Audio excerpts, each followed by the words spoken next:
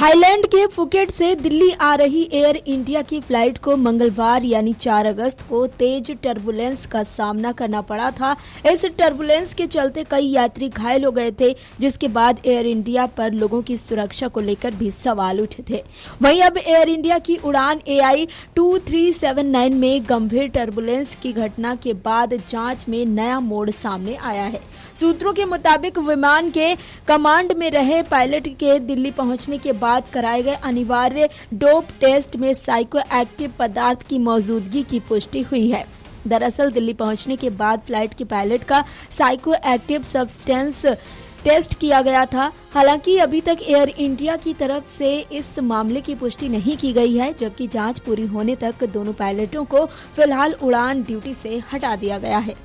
बता दें कि एयर इंडिया के प्रवक्ता ने मामले पर प्रतिक्रिया दी है, लेकिन एयरलाइन ने पायलट के डोप टेस्ट में पॉजिटिव पाए जाने की न तो पुष्टि की है और न ही इसे खारिज किया है। एयर इंडिया के प्रवक्ता ने कहा कि तय नियमों के तहत फ्लाइट की लैंडिंग के बाद पायलटों का पोस्ट फ्लाइट स्क्रीनिंग टेस्ट कराया गया था। हालांकि टेस्ट के नतीजे अभी तक एयरलाइन के साथ साझा नहीं किए गए हैं। ऐसे में एयर इंडिया फिलहाल किसी निष्कर्ष पर टिप्पणी करने की स्थिति में नहीं है। प्रवक्ता के मुताबिक एयर इंडिया नागरिक उड्डयन नियमों के तहत क्रू मेंबर्स का नियमित ड्रग टेस्ट कराता है। ये टेस्ट किसी खास फ्लाइट या ऑपरेशनल घटना से अलग भी किए जाते हैं। एयरलाइन ने कहा कि जरूरत पड़ने पर वो संबंधित अधिकारियों के साथ सहयोग करती रहेगी।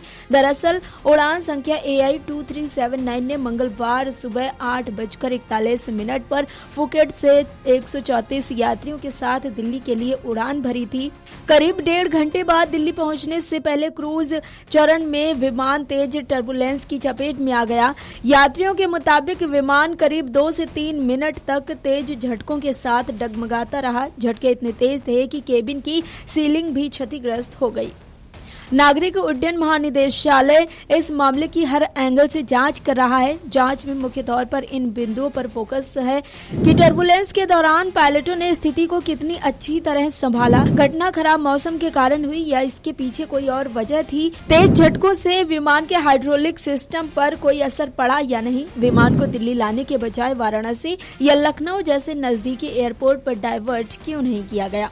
आपको बता दें कि 4 अगस्त को AI 2379 एयरबस A320 विमान जो फुकेट से दिल्ली आ रहा था, उड़ान के दौरान विमान को अचानक गंभीर टर्बुलेंस का सामना करना पड़ा और कुछ समय तक इसकी ऊंचाई करीब 300 फीट तक कम हो गई। इस दौरान यात्री और चालक दल के सदस्य अपनी सीटों से उछल गए। घटना में कई यात्रियों और क्रू सदस्यों को चोटें आई।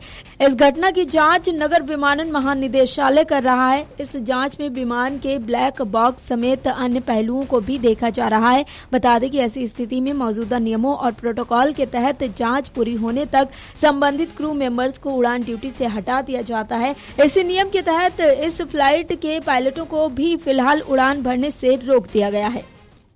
अगर आप ये वीडियो YouTube पर देख रहे हैं तो हमारे चैनल को सब्सक्राइब कर बेल आइकन दबाएं और Facebook पर देख रहे हैं तो हमारे पेज को लाइक करें।